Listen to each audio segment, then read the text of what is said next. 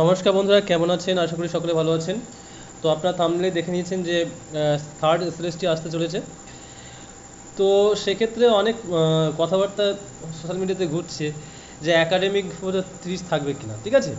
তো পরিষ্কার কথা হচ্ছে একাডেমিক থাকবে কিনা সেই বিষয়ে আমি বলতে চাইছি যে ওরা বলছে যে 60 + 30 + 10 এই রকম সিচুয়েশনে থাকবে। কীরকম? 60 হচ্ছে রিটেন যেমন ছিল এবার এমসিকিউ, 30 হচ্ছে একাডেমিক, আর হচ্ছে 10 হচ্ছে ইন্টারভিউ। এইটাই তো সবাই বলছে এটা।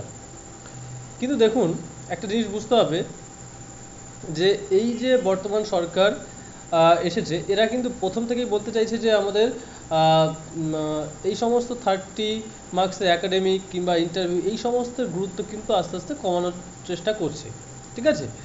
কারণ তোমরা জানো কেন্দ্রেতেও বিভিন্ন রকম সেন্টারের যে সমস্ত এক্সামগুলো আছে তাদেরও তোমাদের দেখা যাচ্ছে যে বিভিন্ন এক্সামে ইন্টারভিউ তুলে দিয়েছে। তো এখানে এই সমস্ত 10 মার্কসের যে ইন্টারভিউ, এখানেই তো হচ্ছে মানে অনেকাংশে দুর্নীতি হওয়ার সম্ভাবনা থাকে, তাই না? আগে সরকারগুলো বা আগে তো এই সমস্ত হয়েছে।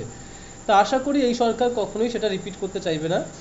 আর 30 হচ্ছে একাডেমিক, তা আবার এসএলএসটিতে।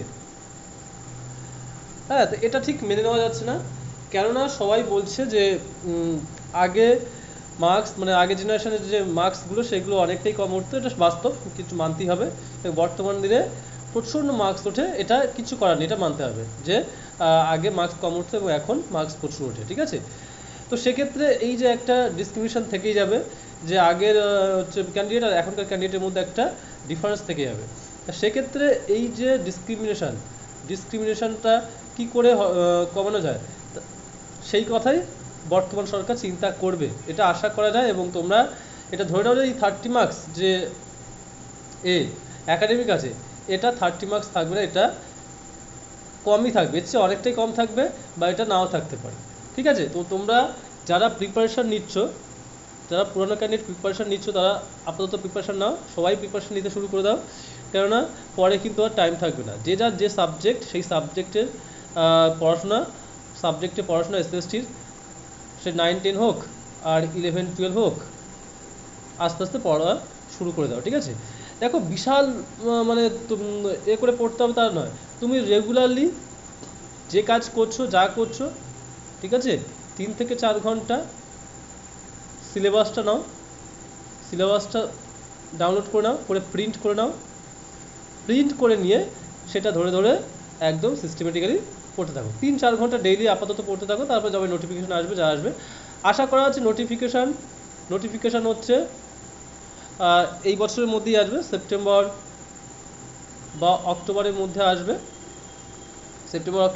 আসবে, এবং ধরে নাও যে লাস্টের দিকে, এই 2026-এর লাস্টের দিকে বা 2027-এর জানুয়ারি দিকে এক্সাম হতে পারে, এটা তোমরা ধরে নাও।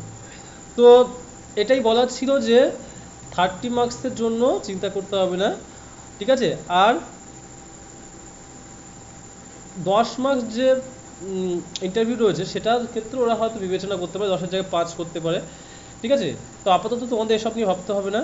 তোমাদের একটাই ভাবনা কি, যে তোমরা প্রিপারেশানটা শুরু করে দাও হচ্ছে এখন থেকে এসএলএসটি 3-র জন্য প্রিপারেশান শুরু করে দাও, নিজের সাবজেক্টগুলো পড়া শুরু করে দাও, ঠিক আছে?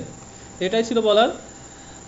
আমার মনে হচ্ছে ব্যক্তিগতভাবে 30 মার্কস কখনোই থাকবে না, থাকার সম্ভাবনা এটা তোমরা মিলিয়ে নিও, ঠিক আছে? তো আপাতত এই পর্যন্তই।